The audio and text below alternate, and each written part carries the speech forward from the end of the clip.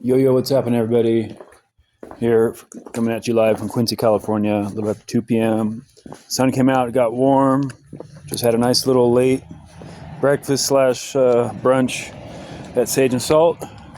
Avocado toast and their Asian slaw and a tall glass of whole milk. So I like mixing cultures there.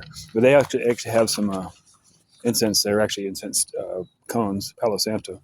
So I'm going to take this over to Safeway and clean out some bad energy that's been collecting in that front area, the seating area, which they keep blockading with water bottles to keep us from seating there. And, sometimes I suspect that it's just kind of so they don't have anywhere else to put the stuff, but also it seems and feels intentionally rude. And the last time they put up pallets of water, they also took my charging block out. They didn't steal the block, but they took it out, which didn't affect anything. Me having my charging block there doesn't affect anything. But still being off grid and not having electro outlets to plug my stuff in makes this lifestyle is one of the challenges. You got to find electricity, and I think it's a fair trade. When I buy product, I shop there every day. I'm something like $20 a day at Safeway. I'm eating quite well, obviously. Look at me, I'm 190 pounds still, but I got to shoulder this 40-pound pack. Between 25 to 40 pounds. Right now it's maxed, so I got a 100-ounce CamelBak at the thrift store the other day and a jar of kombucha, so that's 5 more pounds with the glass, plus my bedding and whatnot. Not much bedding. I do need to go get a sleeping bag from East Quincy. Now that's a long walk. I don't feel like walking that far right now. And once again, I'm walking on the back thoroughfare, the frontage road, Jackson Street, by the Methodist Church, to avoid the vehicle noise. There's a huge, a nice community back there on High Street and Coburn and whatnot. It goes back up to the hill, and I'd love to have a spot back there. I'd love it if, for example, maybe my father, I could interest him in some investment property up here, that I could live in, and then also Airbnb it out. Like when I have guests, just go spend a week in the woods and just repeat that pattern. In fact, my friend Dove did that exact thing, and I think where her mom lives, and just leave for a week at a time and make $400, $600, something like that. By the way, I just found out that a 1 week at a local hotel for one room is $630 for a week. That's I don't know who can afford that. I see mostly truck drivers there, log truck drivers. But a lot of the hikers that came through stayed at the Gold Pan. I went by there with my backpack on, and she asked if I was a hiker, and says, yes. I said, yeah. She says, we give hiker discounts. I'm like, oh, that's cool. How much for a night? It was Saturday, so sure it was a premium rate. It's $130 for one night. So I slept in the storage closet.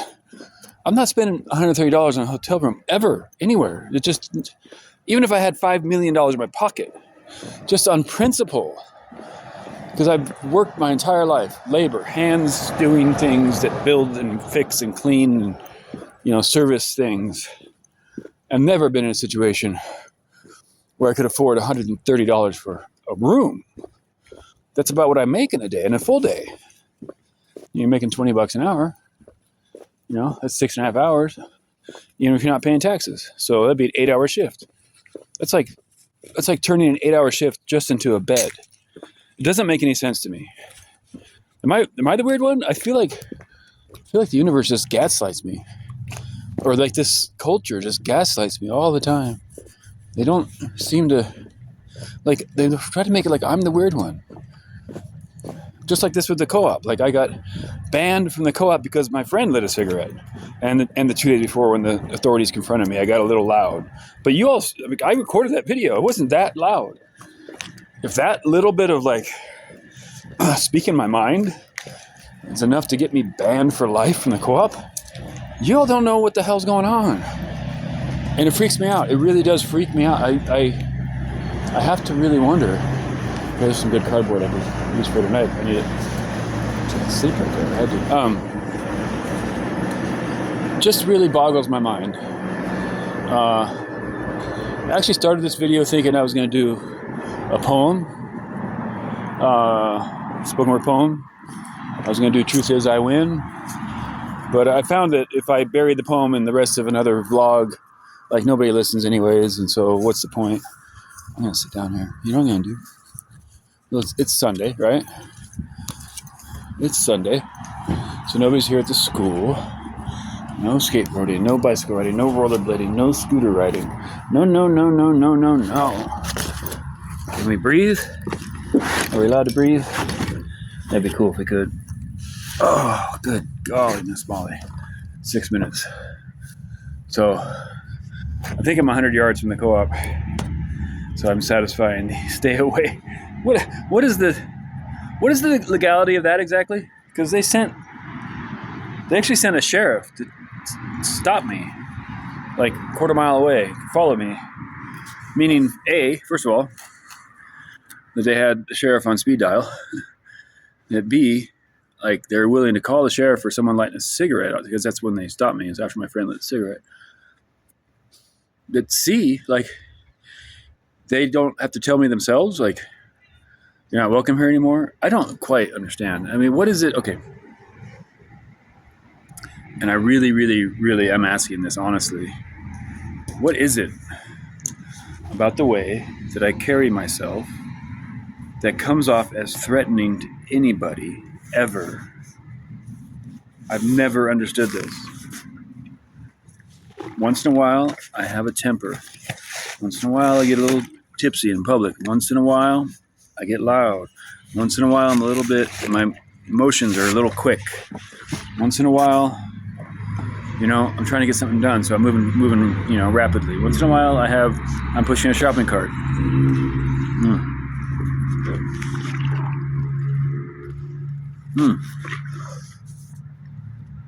That's old school. I love it. This Camelback unbottle with a 100-ounce bladder, $8, which I thought was a little high actually for the thrift store. I was expecting to be like 5 or 6, but those are like $50 now. So I'm perplexed. I'm flummoxed. I'm flabbergasted. Actually, that's a better. There's your $10 word for the day. I promised that I would be throwing out $10 words and vocabulary lessons in my vlogs. I haven't been doing that because I've been running for my life. I'm a fugitive. I'm a dissident. I am a dissident. I'm a dissident. I disagree with this world system vehemently and vociferously and loquaciously. I'm throwing them out there now. See, here they come. Bam, bam, bam. What other word can we throw out there?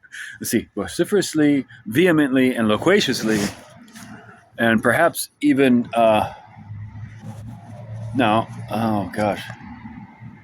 perspicaciously.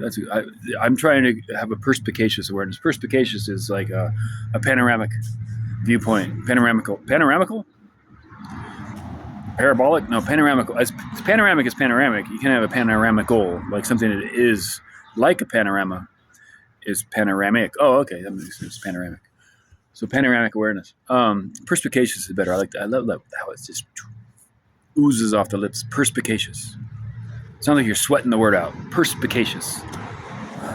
That is literally one of my favorite words in the English language.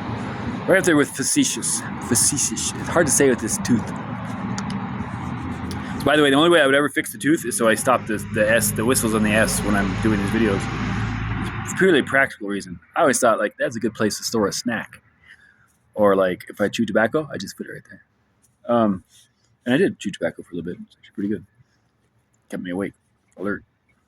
Be alert. We need more alerts.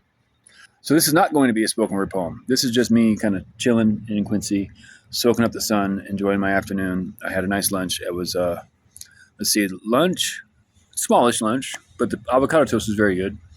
And I like that Asian slaw. And a large glass of whole milk. Shouldn't fill it to the brim, though. Now, next time, fill it to the brim, please.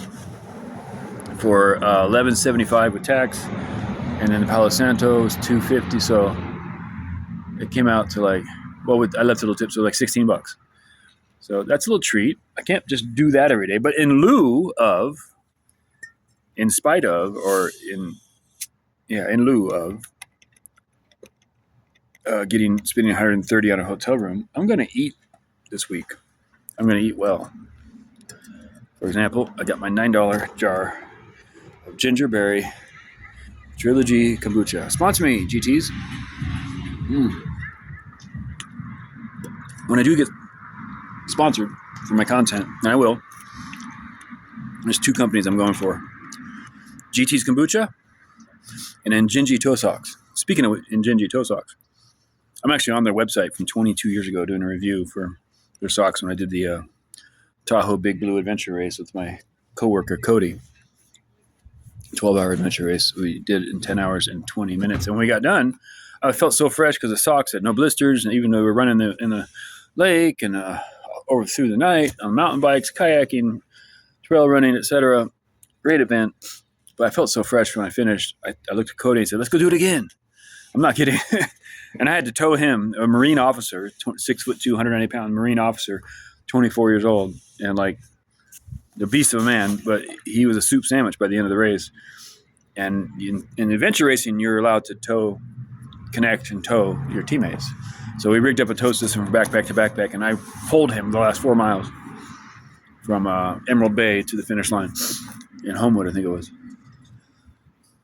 So more stories, not war stories, more stories. We don't want war stories. We don't like war stories. We don't like being at war. We don't like being a threat. We don't like our lifestyle being questioned, or we don't like being harangued. $10 word, ding, ding, ding, harangued, harassed, and otherwise fucked with just for living. You know, I do kind of singled out here in Quincy, but in the cities, since there's like hundreds of people like me doing this exact thing,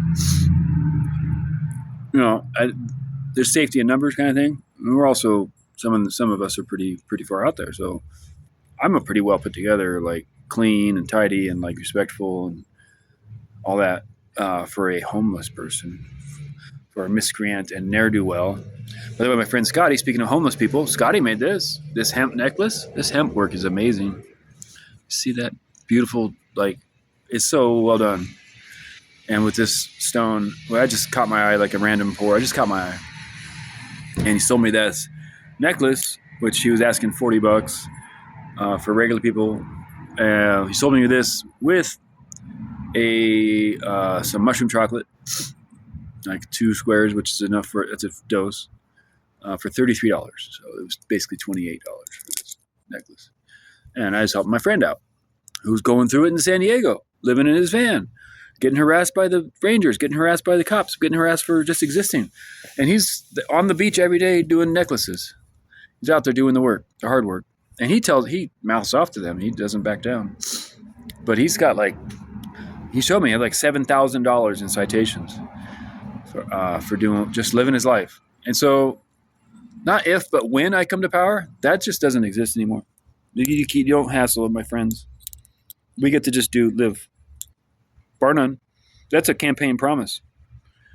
If you're an artisan and you're trying to make a living on the beach and you got a little booth and you're just, doing your craft and your calling and your skill,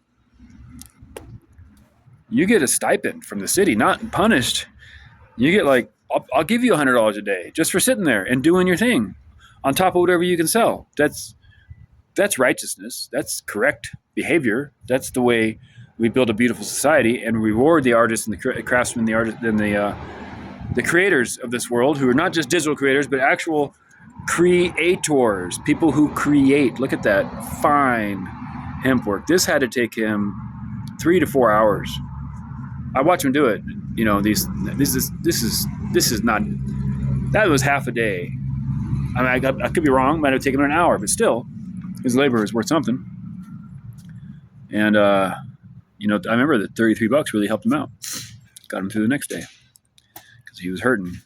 Yeah, hurting for certain. So we actually shared the mushroom. He had some, I had some. We had a nice night sitting by the campfire chatting. And that's the way you do it. I don't have to be in Quincy. I could be back on the beach with Scotty, helping him at his booth, or with Adam, who's now we're at odds because he shorted me on an order, like a lot. And then I called him out on it, and he got lippy. Dude, I sent my friend Adam Alcantara, Stony Crystals. Not to put you on blast, bro, but I sent you $77.77 out of the blue, unannounced, because I was blessed with $300 on Cash App. So I sent him a chunk because he's been my like right hand man and my co-laborer, and he's been sending me sage. And I said, one nice box of sage, please. Of course, I didn't ask him in advance, and sage is sparse in the summer.